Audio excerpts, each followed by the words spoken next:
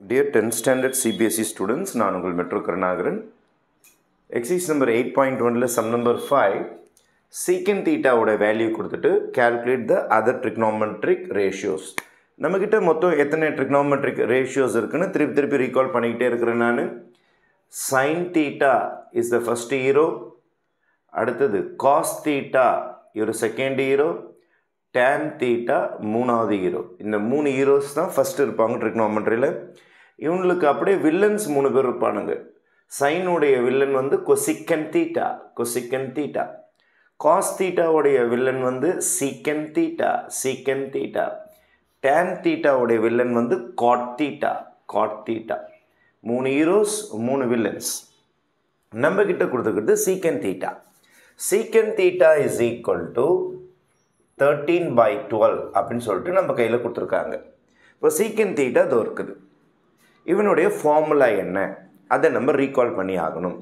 First sine தீட்டாவுடைய formula நமக்கு opposite by hypotenuse, opposite side by hypotenuse.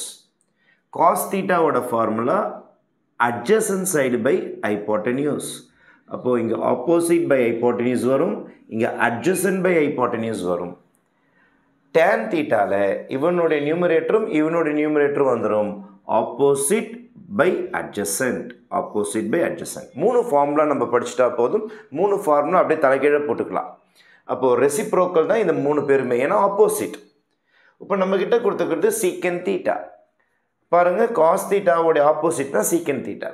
இவன் adjacent by ஹைப்போட்டென்யூஸ்னா இவன் யாருன்னா ஹைப்போட்டென்யூஸ் பை அட்ஜசன்ட். அப்படியே ஆப்போசிட். அப்போ இந்த 13 இருக்குது பாருங்கள், இந்த 13 யாருன்னா ஹைப்போட்டென்யூஸ், இந்த 12 யாருன்னு பார்த்தீங்கன்னா அட்ஜசன்ட். அப்போ ஹைப்போட்டென்யூஸ் ரெடி, அட்ஜசன்ட் ரெடி. நம்ம ஒரு ட்ரையாங்கிள் வரைஞ்சிட்டா மற்ற சைடு கண்டுபிடிச்சிட்டு நம்ம சம்ம முடிச்சிடலாம். அப்போது ட்ரையாங்கிளில் மொத்தம் 3 சைடு இருக்குது. You have to draw a right angle triangle. ஏன்னா ரைட் ஆங்கிள் ட்ரையாங்கிளில் தான் ஹைப்போட்டென்யூஸ் ஃபார்ம் ஆகும். 90 டிகிரிக்கு ஏற்ற மாதிரி இருந்தால் இட்ஸ் கால்ட் ஹைப்போட்டென்யூஸ். இங்கே தீட்டா ரெஃபரன்ஸ் கொடுத்துருக்காங்க. ஏதாவது ஒரு கார்னர் தீட்டா போட்டுங்க, மேலே அல்லது கீழே எங்கேயாவது ஒரு இடத்துல தீட்டா போடுங்க. தீட்டாவுக்கு அப்படியே ஆப்போசிட்டாக இருக்கிறதுக்கு பேர் தான் ஆப்போசிட் சைடு. பேலன்ஸ் என்ன சைடு இருக்கோ அது பேர் தான் adjacent. Balance is always adjacent. Hypotenuse கொடுத்துட்டாங்க நம்மக்கிட்ட 13. Hypotenuse is 13.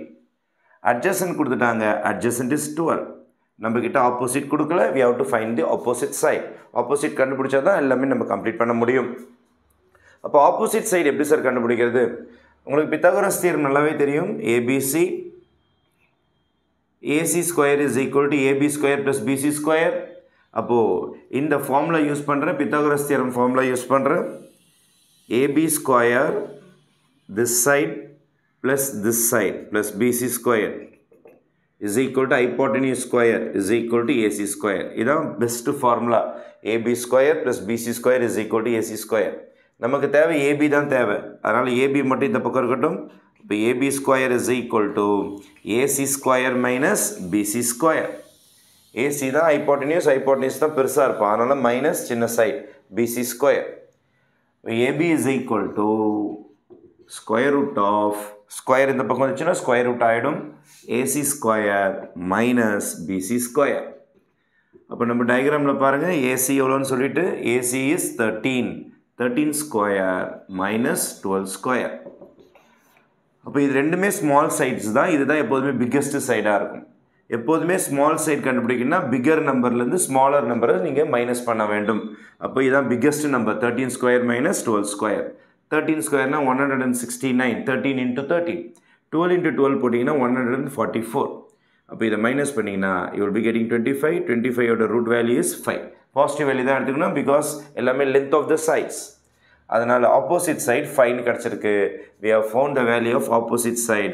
ஆப்போசிட் சைடோடைய length is 5. Coming back to the problem. Already hypotenuse 13 தெரியும் உங்களுக்கு, அட்ஜசன்ட் 12 தெரியும். இப்போ இது ஆல்ரெடி நமக்கு தெரிஞ்ச விஷயம். ஹைப்போட்டென்யூஸோட வேல்யூ இஸ் 13, அட்ஜசன்டோடைய value is 12. With these values நம்ம ஒன்று ஒன்றா கண்டுபிடிக்கலாம். ஃபஸ்ட்டு சைன் தீட்டா போட போகிறேன். சைன் தீட்டாவோட ஃபார்முலா என்னது உங்களுக்கு? Opposite side by hypotenuse. Opposite side தான் நீங்கள் ரெடி பண்ணி வச்சுட்டீங்களா? ஆப்போசிட் சைடு எவ்வளோ? 5. hypotenuse the biggest number 13. This is my sin theta. This is the first answer. Coming second to cos theta.